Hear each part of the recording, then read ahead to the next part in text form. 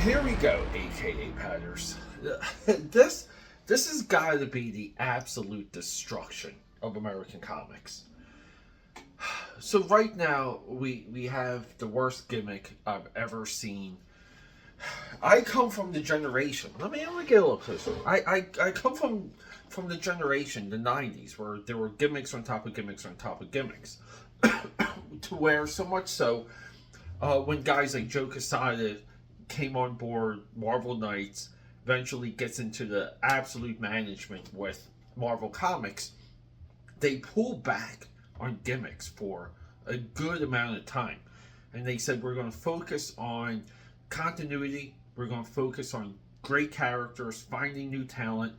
At the time, Joe Quesada mined a lot of the independent stuff, and just for Marvel, for example, very exciting time. Now, on the contrast, you had DC go on a very similar path, and it just seemed like the industry was healing from the 90s, 2000s, the 2010s, and then all of a sudden, all the sales bomb out. Now, some of that is the quality of the product.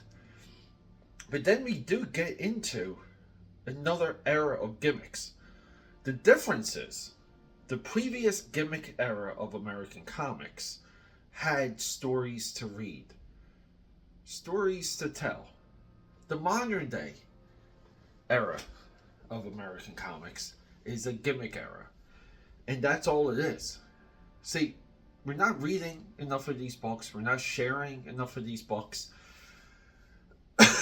People are glazing this because if they admitted to what it actually was and what it meant, and this means these other YouTube channels, these other individuals who are invested to tell you that this is a great idea, this is something cool, this is something fun, this is something innovative.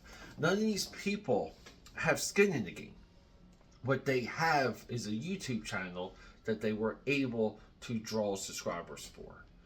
Anyone out there that doesn't flat out criticize this as the absolute worst thing any publisher can do in American comics, these people are disingenuous. I think they're liars. I think they're a bunch of fakey fakes. And then, what is it exactly? It's a blind bag. A freaking blind bag for a comic book. And you might get a collectible book. And everyone's buying these to rip them open and flip them on eBay. I haven't watched one of these stupid TikToks. I haven't heard one commentator talk about what's inside of these pages of the story. Where does it lie?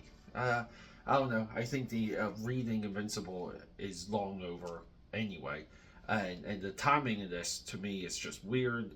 This 100% should have dropped during the series, when the series was, available on Amazon, the new season. Whatever, it's months later. Who the heck cares? We have to get back to reading books. I'm not sure how this does that. And if you think this is like a fun thing that drives people into comic shops, this drives speculators. This drives people willing to drop $100, $200. You get yourself a stack, and hopefully you get enough of those. I guess there's like a Spider-Man foil something that people want. I don't even know how much that's going for on eBay, but I guess it's it's profitable enough. I think anyone that buys these also is equally a part of the problem. And this is coming from a guy that, again, we have to attach it to Robert Kirkman, to where you championed reading comics at one time, independent books. Story first, character first. You could take any character and make that character into something. This is Robert Kirkman in my eyes. Now, he didn't say a lot of that stuff explicitly, but that's what he represented. Now he's just a gimmick. This is ballyhoo. I just think this is really, it's just shocking to me. I don't know who would support this. I really don't.